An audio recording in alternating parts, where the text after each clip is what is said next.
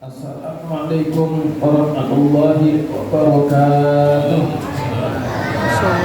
Bismillahirrahmanirrahim. Alhamdulillahirabbil alamin wa bihi nasta'inu ala umuri dunya waddin. Wassalatu wassalamu ala asyrofil anbiya'i wal mursalin sayyidina wa maulana Muhammadin wa ala alihi wa sahbihi wa barik wa sallim ajma'in, amma ba'du. Seperti biasa kita menyambung kalimat guru kita Habib Rahman bin Abdullah bin Syahab. Doakan bersama mudah-mudahan beliau sekeluarga diberikan panjang umur dalam keadaan sehat walafiat, dipelihara dan dijaga oleh Allah Subhanahu wa taala, dan mudah-mudahan kita semua mendapatkan keberkahan daripada beliau. Amin ya rabbal alamin. Al-Mukarrabun yang sama-sama kita muliakan, para habaib, para syaraid, penusus Habibana Habib Quraisy Zahir, lihat orang tua kita, guru kita Ustaz Habib Muhammad Rafi'i, kemudian orang tua kita Bapak Haji Mahiduddin, kemudian juga orang tua kita Bapak Haji Muhammad Yusuf Rusdi selaku ketua masjid Al-Firdaus Ikraqiyah, dan juga seluruh panitia Maulid Arba'in dan orang tua kita semuanya, hadirin hadirat yang hadir pada malam hari ini. Mudah-mudahan dengan kehadiran mereka semua ini menambah kesempurnaan curah rahmat yang Allah turunkan di tempat kita ini. Amin ya rabbal alamin. Kemudian tak lupa pula yang sama-sama kita muliakan tamu kita, guru kita Al-Ustaz Haji Ahmad Sukandi. Alhamdulillah beliau dapat berhadir kembali pada malam hari ini dengan rangkaian Maulid Arba'in malam yang ke-30. Kita doakan beliau, mudah-mudahan juga beliau selalu sehat walafiat, dimudahkan di dalam urusannya dakwah Nabi kita Muhammad sallallahu alaihi wasallam. Dan juga kita doakan mudah-mudahan niat beliau membangun pesantrennya dipermudah oleh Allah Subhanahu wa taala dan mendapat ridha daripada Nabi kita Muhammad sallallahu alaihi wasallam. Dan juga yang kita muliakan, kita hormati sahibul bait kita pada malam hari ini, yakni orang tua kita daripada keluarga besar daripada Haji Rusdi Banjar sekeluarga. Alhamdulillah kita doakan bersama, mudah-mudahan beliau Haji Rusdi Banjar sekeluarga ini mudah-mudahan Allah berikan panjang umur dalam keadaan sehat walafiat. Mudah-mudahan Allah berikan keberkahan di dalam keluarganya, Allah berikan keberkahan di dalam anak dan keturunannya, memberikan keberkahan di dalam usaha dan rezekinya, dan mudah-mudahan terus dipayungi oleh syafaat Nabi kita Muhammad sallallahu alaihi wasallam. Amin ya rabbal alamin. Hadirin hadirat yang dimuliakan oleh Allah Subhanahu wa taala, pada malam hari ini malam Maulid Arba'in, malam Maulid Nabi kita Muhammad sallallahu alaihi wasallam, malam yang ke-30. Insyaallah tausiah akan disampaikan oleh guru kita Ustaz Haji Ahmad Sukandi. Berikutnya kami harapkan kepada hadirin hadirat agar kita sama-sama mendengarkan, menyimak nanti isi ceramahnya. Mudah-mudahan kita semuanya mendapatkan keberkahan daripada Nabi kita Muhammad sallallahu alaihi wasallam. Kepada guru kita Al-Ustaz Haji Ahmad Sukandi, waktu dan tempat kami persilahkan. Allahumma shalli ala Muhammad.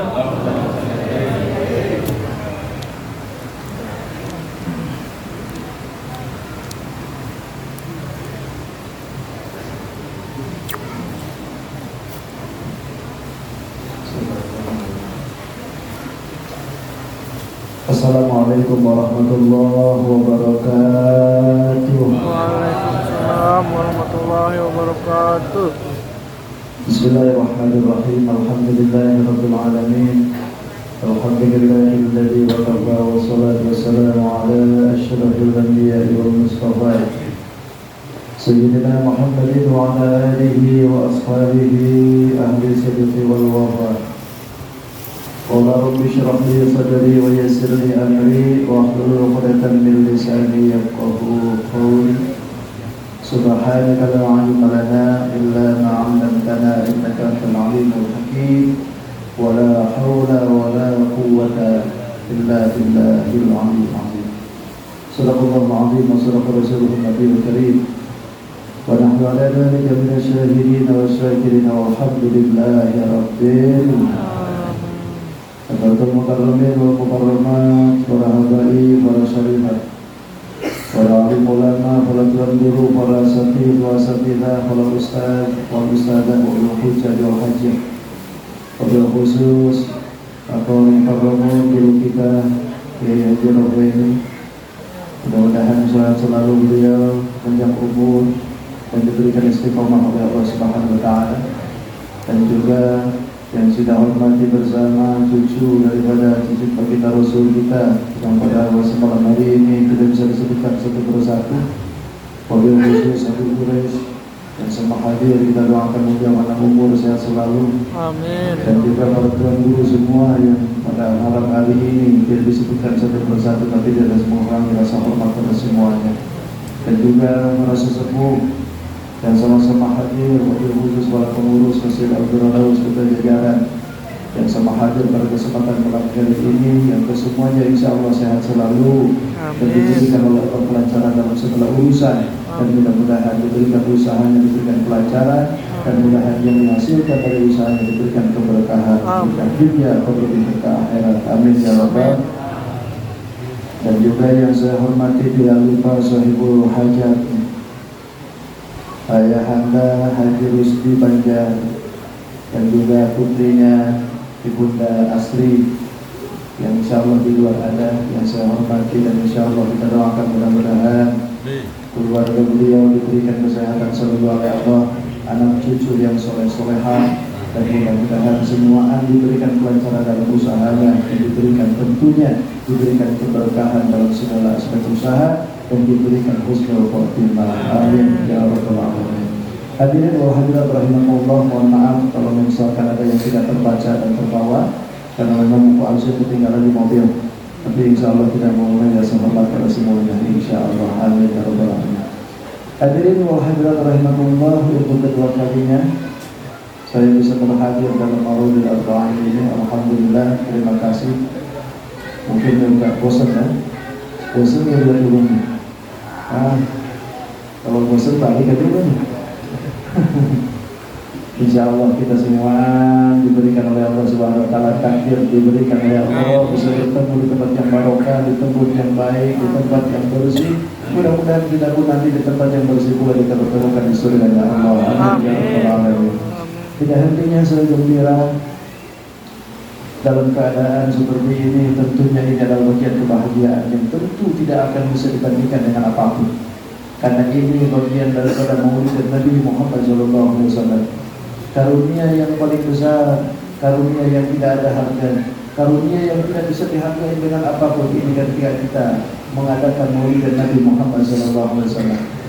Oleh karena itu mudah-mudahan kita semua digembirakan di dunia, terlebih kita digembirakan nanti di yaumil qiyamah. Amin ya rabbal alamin. Saya teringat ada satu ulama yang bernama Hasan Al-Basri. Ini tidak begitu ini ya, semua itu sudah populer. Nama seorang ulama ini begitu luar biasa. Namanya Hasan Al-Basri. Di masanya tidak ada tandingannya keilmuannya, sungguh luar biasa. Bahkan beliau ini termasuk tabi'in pada setelah sahabat.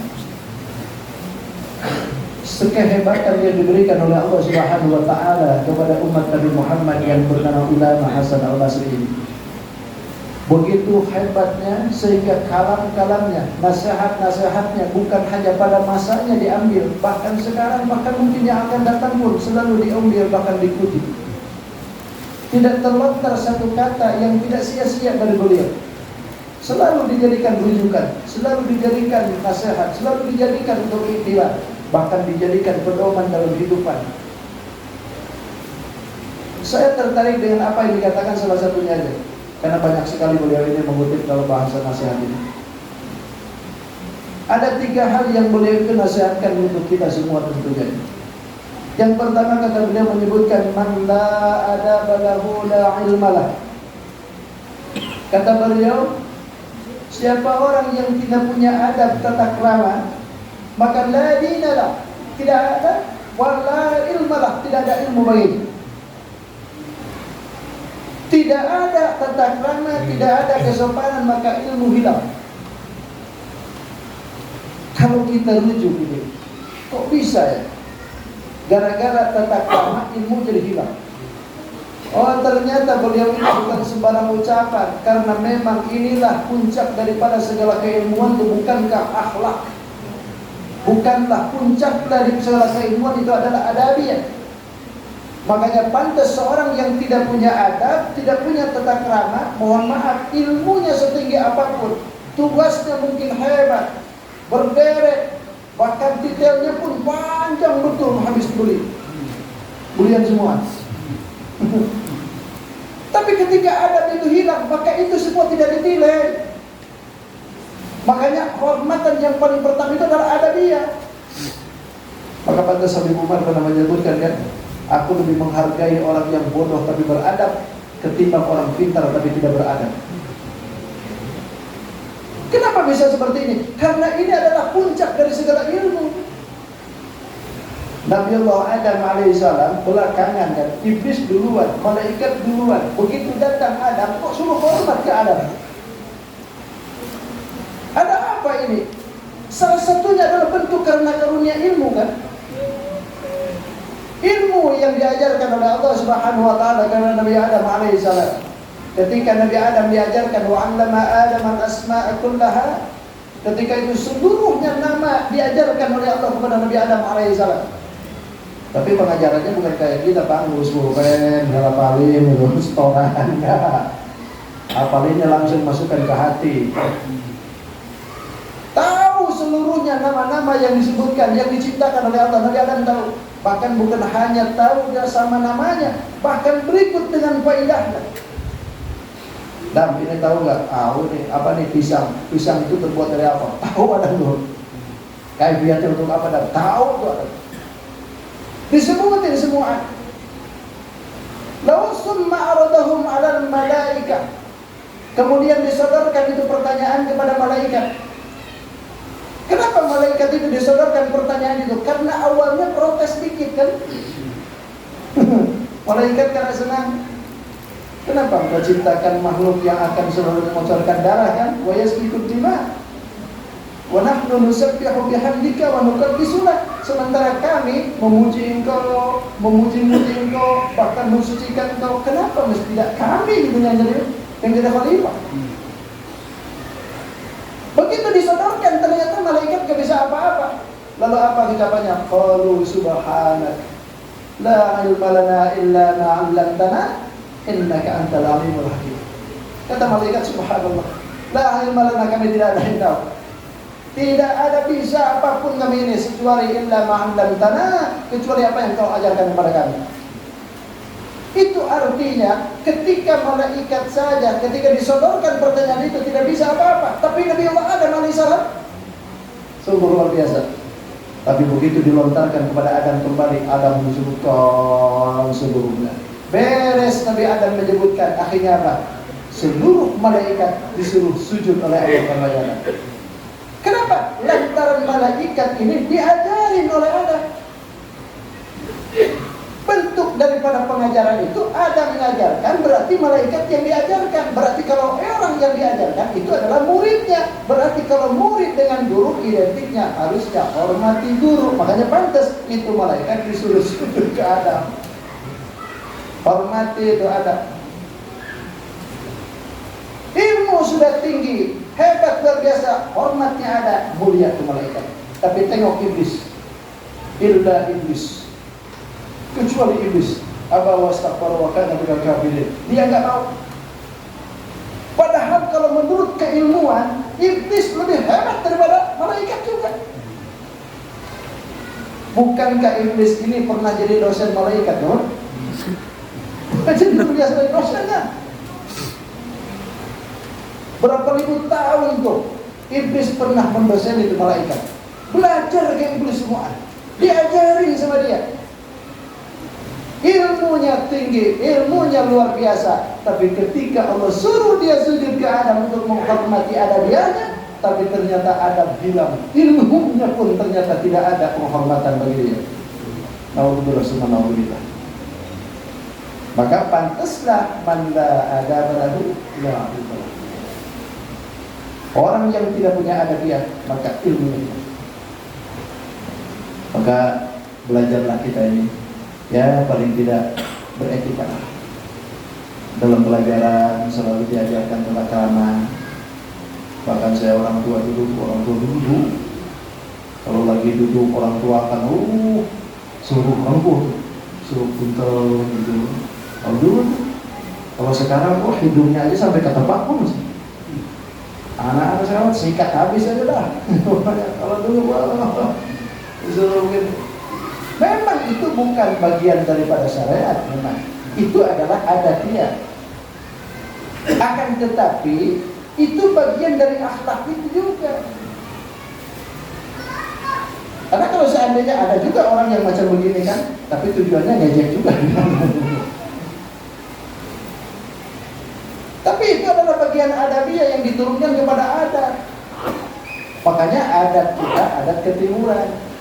Kalau adat ketimuran punya tata logika, punya tata krama, malapan gedang atau bahasa Sunda. Sampai dalam tutur bahasa pun juga sama. Kalau ya ada yang paling dikit kan untuk sebutnya itu abang, yang di bawah adeng, gitu kan, yang tua, bapak, atau yang kai. Itu bahasa-bahasa yang memang sudah diterapkan dari sejak itu. Memang harus ada. Karena kalau seandainya kita terapkan keilmuan terus, ilmunya hebat, disekolahin tinggi, terus kemudian dipakai lagi, belum puas dengan itu, disekolahkan lagi, begitu sudah. Tapi adabiyah tidak ada. Mohon maaf, tidak sedikit orang yang ternyata keilmuannya tinggi, tapi adab tidak ada, maka ilmu tidak jadi manfaat. Bapak mungkin sering membaca manaqib Tuan Syekh. Ada manaqib Tuan Syekh bukan itu? Dalam manaqib itu kan ada tuh satu mangkobah yang menceritakan tentang adabiyah. Yang dimana pada masa itu ada seorang yang bawa anaknya. Kalau bahasa kita ini bupati nih, bupati ini bawa anaknya suruh motor nih di Tuan Syekh anaknya. Yang namanya orang bupati, ya maklum mungkin bupati kita tahu adatnya.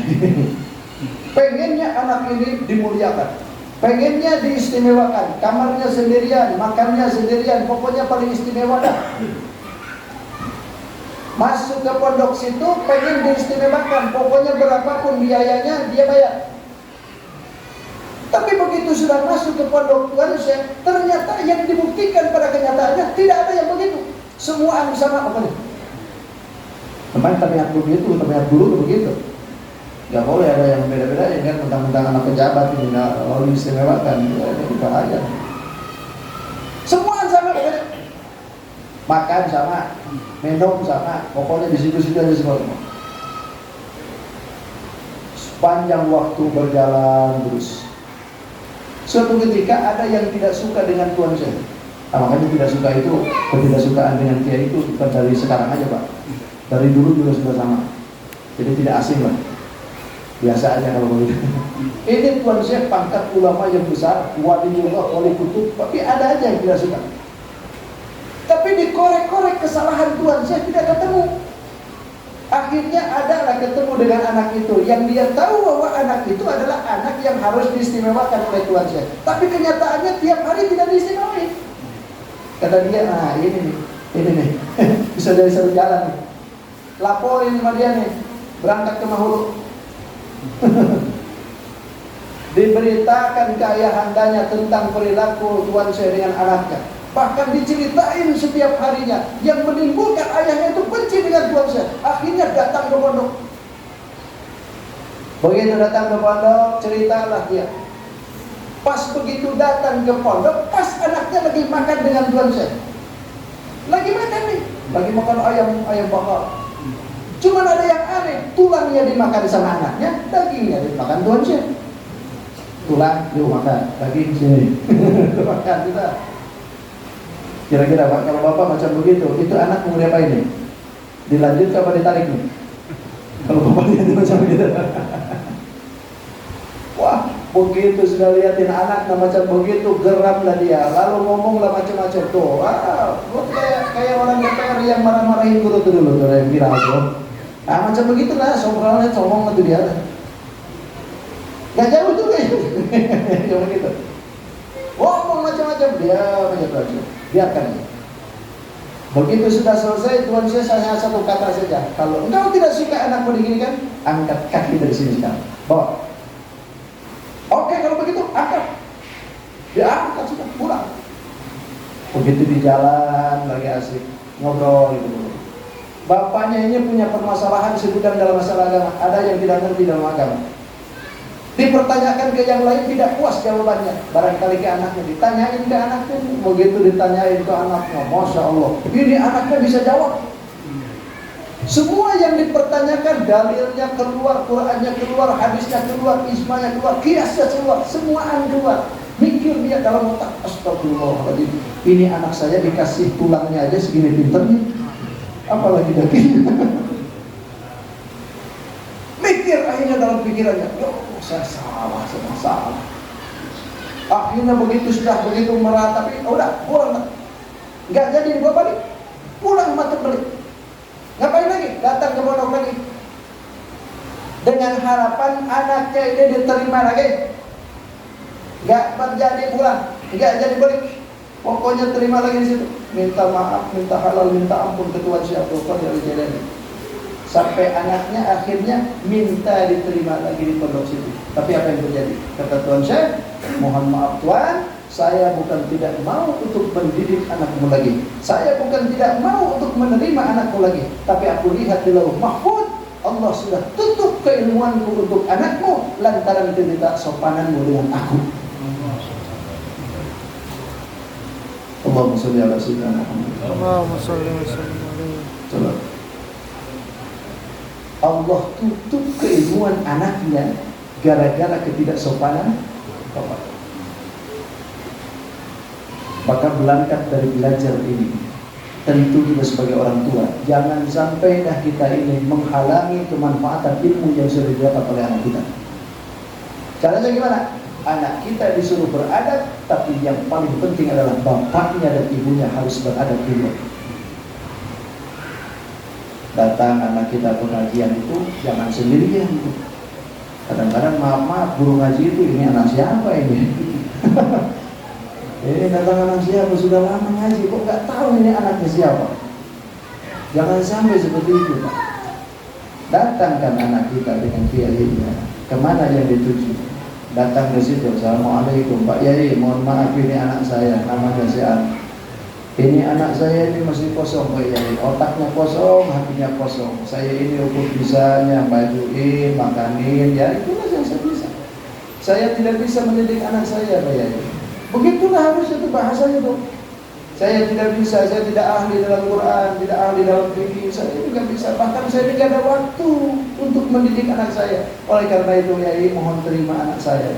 Untuk dididik sama Yai silahkan, saya insya Allah saya isikan perutnya, saya pakaiin pakaiannya, Pak Yai isikan otaknya dengan hatinya. Kan Yai itu enak, insya Allah kalau begitu.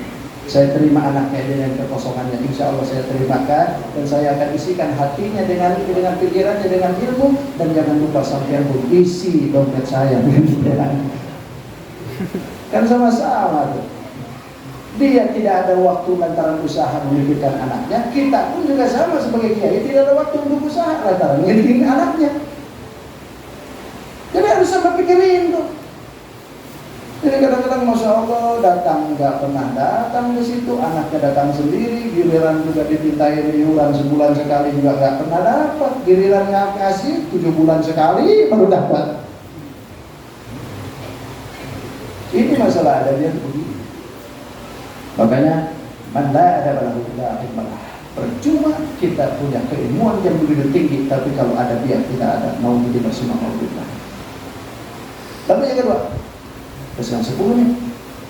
Pesan saya. Satu aja. Yang kedua, man la wara'alahu la zulfalah.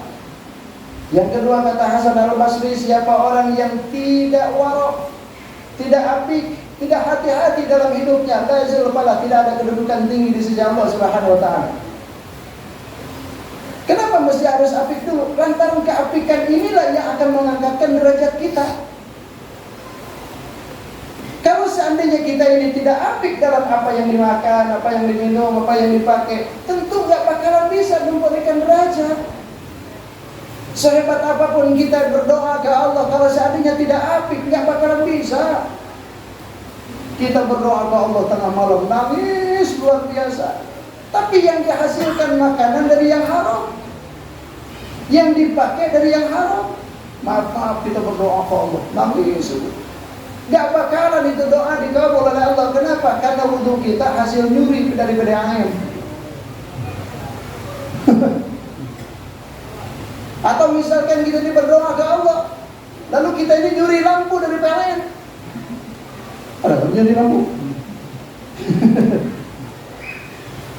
Gak bakalan bisa kabul. Ibu-ibu tengah malam, ya Allah nangis. Kata malaikat itu mau kena, kita harus balikin dulu kan. Kenapa? Karena apa yang dipakai oleh kita, kalau dari hasil yang haram nggak bakalan bisa mendapatkan kedudukan. Karena mendapatkan kedudukan yang tinggi di sisi Allah itu harus wara. Mau tidak mau apa yang dimakan, apa yang diminum, apa yang dipakai oleh kita halal semua. Saya teringat ada seorang sahabat yang bernama Al-Faruq. Masih ingat Al-Faruq? Tahu nggak Al-Faruq? Oh iya toh. Ini memang tidak begitu terkenal Al-Faruq. Tapi keapikannya diakui oleh dunia. Kenapa? Karena Al-Faruq ini salah satu sahabat yang tidak pernah kecolongan untuk memakan sesuatu kecuali halal. Al-Faruq ini bukan seperti orang yang lain. Ada yang misalkan Al-Faruq ini adalah seorang yang pernah jadi tukang kebun ke seseorang. Masa muda jadi tukang kebun kurma. Dia urus kebun kurma orang yang saudagar. Dia urus seluruhnya, dia bawain seluruhnya, pokoknya dibersihkan semua. Begitu tuannya datang ke situ, kata dia, Al-Faruq, sini, tolong mintakan aku kurma yang masak. Didatangin kurma yang masak, naik dia turun. Begitu sudah dirasain, ternyata kurma mentah. Kata yang punya, Al-Faruq, coba ini rasain. Ini masih mentah, aku minta yang masak. Coba. Oh mentah, itu mentah. Coba lagi, naik lagi. Begitu didatangkan, malah yang kedua ini malah busuk. Kata yang punya, Al-Faruq, sampai ini nggak tahu kan mana yang masak, mana yang busuk. Enggak. Mana yang mentah, mana yang enggak? Enggak tahu saya. Sampai nggak pernah nyicipi kan kurma ini? Tidak, saya nggak pernah nyicipi. Karena saya ditugaskan di sini untuk menjaga kebun ini, membersihkan kebun ini. Tidak pernah Tuhan berkata, silakan cicipi itu kurma. Selama ini kau tidak pernah. Tahunan kau duduk di sini nggak pernah saya. Kan saya nggak ada, iya Tuhan nggak ada, tapi Allah. Kan saya nggak lihat, iya Tuhan nggak lihat, tapi Allah. Luar biasa coba. Lama duduk di tempat kebun orang, ngurusin kebun orang, nggak pernah nyicipi buahnya kebun orang. Kalau kita digituin udah dijual bukan gitu. Bukan nyicipi lagi, dijual sebagian gitu nih. Enggak gitu. Saking kagumnya ini orang yang punya tanah, akhirnya dia balik ke rumah punya gadis. Tanya gadisnya, Bapak punya calon untuk lo, hebat luar biasa, mantu yang wow, apiknya luar biasa. Kira kau mau, aku nikahkan dengan. Ya kalau ayah nikah nggak apa-apa. Siapa dia? Tukang kebun kita. Tukang kebun kita. Mau nggak? Kalau memang ayah nikah nggak apa-apa.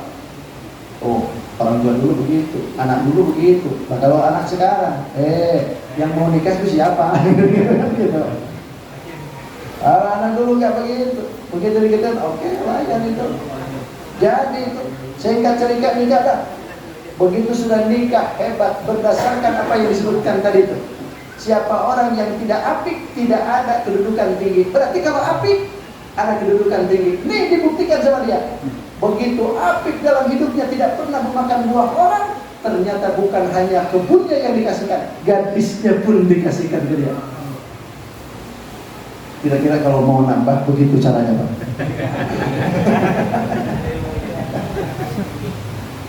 Apa itu? Singkat cerita, Allah takdirkan istrinya bisa hamil. Alhamdulillah, kepada Allah. Begitu sudah 9 bulan tinggal waktunya melahirkan, ternyata Sayyidina Umar pada waktu itu memanggil seluruh pasukan untuk siap-siap tempur. Karena waktu itu pada masa Sayyidina Umar. Dan Al-Faruq ini adalah salah satu pasukannya nih. Walaupun tidak terkenal, walaupun tidak terkenal seperti mana yang lain, ini Al-Faruq ini salah satu orang yang diandalkan dalam pertempuran. Sehingga mau tidak mau harus berangkat. Malamnya dia bicara, wahai istriku, malam ini kalau seandainya kita ini ditakdirkan oleh Allah bisa kembali, berarti alhamdulillah pertemuan kita bisa banyak. Tapi kalau aku tidak kembali, berarti pertemuan ini adalah malam terakhir kita. Titip anakmu yang ada di dalam rahimmu itu, tolong jaga baik-baik. Jangan sampai ada sesuatu yang haram masuk dalam dirimu. Diwasiatin. Lalu dikasihkan sebagai pegang 4.000 dirham. Nanti kalau lahir, habiskan itu uang untuk mendidik anak ini. Nanti anak ini sodorkan ke ulama ini, sodorkan ke ulama ini, didik dia dengan baik. Bawa ini, nggak apa-apa, habiskan sudah. Tapi kalau aku ini bisa kembali lagi, aku akan tanyakan lagi duit ini. Nanti ingat dulu sini. Berangkat lagi. Begitu selesai peperangan, semua ditunggu. Pasukan yang ke Madinah ini hadir semua. Ternyata Al-Faruq tidak hadir. Al-Faruq tidak kembali. Kalau tidak kembali berarti innalillahi wa inna ilaihi raji'un. Sebagaimana yang diamankan kemarin, bahwasanya saya harus beranjak, saya harus melanjutkan kehidupan dengan anak. Singkat cerita, Al-Faruq tidak kembali lagi. Lahirlah anaknya. Dia besarkan sebagaimana wasiat Al-Faruq tadi. Dia bimbing anak ini, dia besarkan dia dengan buah yang kasih sayang dan penuh dengan keilmuan. Dia bawa ke ulama, dia bawa ke sahabat, dia didik dengan ajaran-ajaran yang agamis. Sampai akhirnya tumbuh besar menjadi hebat luar biasa. Bahkan kala itu dia menjadikan rujukan dalam keilmuan. Hebat, tumbuh menjadi ulama besar. Siapa dia? Rabi'ah. Namanya adalah Rabi'ah, tapi bukan perempuan. Laki ya, Rabi'ah itu bisa laki bisa perempuan. Tumbuh besar, luar biasa, sampai akhirnya 30 tahun sudah berlalu. Begitu 30 tahun berlalu, ternyata Al-Faruq ini masih hidup. Datang dia ke Madinah. Kata Al-Faruq, kalau nggak salah rumahku ini sebelah sini nah. Udah beda lagi nih, 30 tahun ini. Kita aja jangan 30 tahun, 2 tahun ke sana kan beda-beda tuh. Di mana dulu hotel itu di sini, sekarang beda lagi nih. Masuk ke situ, masuk ke sini. Ah, ini kalau nggak salah itu rumahnya. Masuklah di hadapannya. Begitu sudah di hadapannya, dia berdiam. Ada istriku di dalam. Begitu lagi asik terdiam, ternyata adalah seorang tua dari luar tapi keluar. Kata dia, ini adalah istriku. Assalamualaikum. Waalaikumsalam. Betul kayak ini rumahnya Al-Faruq? Ya. Kau siapa? Aku istrinya. Engkau siapa? Kata dia nggak kenal aku. Aku ini suamimu. Suamiku, ya. Kau nggak kenal dengan aku? Tidak, suamiku sudah tidak ada. 30 tahun yang lalu sudah meninggal. Ini suamimu masih hidup. Nggak percaya saya. Mana buktinya? Nih, kartu nikah kita ada kan dari kawan. Dikeluarin itu. Kemana kau abang nih? Pokoknya bukti-buktinya dikeluarkan sama Al-Faruq tuh, supaya meyakinkan istrinya bahwa saya ini adalah suamimu. Sampai pada akhirnya ada di tubuhnya Al-Faruq itu ada apa bahasanya? Tai lalat. Kalau begitu, kalau engkau memang suamiku, ada tai lalat di belakangmu. Coba nanya. Dibuka aja. Ternyata betul. Oh, ternyata suamiku. Oh, Masya Allah, 30 tahun. Kalau istri kita ditinggalin 30 tahun, kira-kira datang gimana? Apakah dia akan terus menunggu kita? Atau barangkali cari pacar lama nih? Allah alam bisawab, tapi jangan bilang insya Allah nggak terjadi ke kita, insya Allah. Begitu sudah meyakinkan, begitu istrinya percaya bahwa ini adalah suamiku, kata Al-Bara, kita katakan, gimana kau itu kok 30 tahun nggak ada SMS, nggak ada WA, nggak ada Telegram, gimana sih cerita? Kata Al-Bara, nanti aja lah ceritanya, nanti aja panjang nanti. Kata Al-Bara, mana anak kita? Anakku, ya, anak kita mana? Nanti aja ceritanya, panjang juga nih anakmu. Pergi aja sana ke masjid. Suruh pergi ke masjid. Karena pada waktu itu sholat dulu. Begitu dia ke masjid, selesai sholat, ternyata orang berkerumun pada satu kursi. Biasakan kalau di Madinah gitu kan, kursi itu. Dia pun tertarik, pengen berkerumun juga di situ. Ada seorang yang duduk di situ, lagi bertausiah. Oh, tausiahnya luar biasa, ilmu yang dilontarkan oleh dia luar biasa, bahkan terkagumnya dengan orang itu. Sampai dia sikut yang di sebelahnya. Mohon maaf, ini tuh siapa? Oh, ini ulama kita. Ini ulama hebat masa sekarang. Siapa namanya? Ini Rabi'ah. Rabi'ah itu orang siapa? Rabi'ah bin Al-Faruq. Al-Faruq, ya. Anaknya Al-Faruq, ya. Tapi sayang Al-Faruq sudah nggak ada. 30 tahun lalu sudah meninggal dia. Padahal dia ngomong. Begitu sudah tahu bahwa ini adalah anaknya, dia balik ke rumah. Ma, sini kau. Kenapa nggak cerita kau bahwa anak kita jadi ulama besar? Ya udah, kalau memang kau sudah tahu, itulah hasil daripada apa yang kau wasiatkan tadi. Aku tidak pernah memberikan makanan yang haram kepada anakmu. Aku sebagaimana kau wasiatkan, aku didik dia, aku arahkan dia. Nah, inilah hasilnya. Masya Allah. Inilah yang disebutkan man la wara'a la zulfalah. Siapa orang yang tidak warok, tidak ada kedudukan tinggi di sisi Allah. Berarti kalau hidupnya warok, hidupnya apik, nih coba. Bukan hanya dirinya, bahkan anaknya pun diposisikan yang tinggi di sisi Allah Subhanahu wa Ta'ala.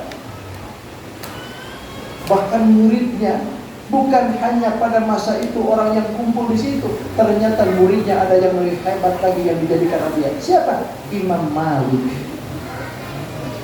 Yang jadi mazhab Malikiyah ternyata murid daripada Imam Rabi'ah bin Al-Faruq, orang yang warok. Maka begitulah cara Allah Subhanahu wa Ta'ala memberikan kedudukan tinggi dengan mereka. Maka oleh karena itu, jadikan ini juga pedoman bagi kita. Bahwa kewaruan kita, keapikan kita sekarang ini tidak mau mengharamkan, tidak mau memakan sesuatu yang haram, maka bukan hanya untuk kita, tapi ingat, generasi kita pun insya Allah akan diberikan kedudukan yang sama. Insya Allah. Berarti kalau seandainya kita makan yang haram, makan yang tidak halal, berarti anak kita pun. Makanya ada peribahasa, bapak kencing berdiri, anak kencing bukan berlari lagi. Kalau sekarang di maraton kayaknya anaknya kencang sudah. Maka oleh karena itu jadikan pedoman hidup kita bahwa kita lah yang harus memulai. Ayah saya bilang dulu, kalau seandainya kamu itu mau nikah, sebelum kau punya anak, 50 tahun lagi anak itu mau lahir, kau harus didik dari sekarang. Saya bingung dari dulu. Kok bisa Pak? Anak saya belum lahir, saya aja belum nikah, suruh dididik sekarang. Kok bisa? Kata ayah, jangan begitu. Maksudnya kamu dulu yang bagus, kamu dulu punya etika, kamu punya adat. Nanti kalau kamu punya adat dengan orang tua, maka kau anakmu tuh akan punya adat juga dengan kau. Ini berdasarkan dengan hadis Nabi juga benar. Birru taba'akum aba'akum tabirrukum abna'ukum. Engkau berbuat baik dengan orang tuamu, maka anakmu nanti akan berbuat baik dengan kau. Insya Allah. Mudah-mudahan Allah Subhanahu wa Ta'ala memberikan kepada anak cucu kita menjadi yang saleh, punya adabiyah, punya akhlak yang bagus, sehingga mereka bisa hormat dengan kita sebagai orang tuanya. Dan tentunya bukan hanya dia, tapi anak cucu pun juga sama. Insya Allah semuanya diberikan akhlak yang lurus, akhlak yang bagus, sehingga apa yang diberikan kepada mereka bisa mensyukuri takdir hidup dan tentunya bisa menyelamatkan dirinya, keluarganya, bahkan orang-orang yang ada di sekitarnya. Sehingga terlebih selamat akhirat. Amin. Ya Rabbal Alamin. Cukup sudah 9:30, insya Allah kita sambung lagi. Sebetulnya ada satu lagi sebetulnya, tapi insya Allah tahun depan aja lah. Assalamualaikum warahmatullahi wabarakatuh.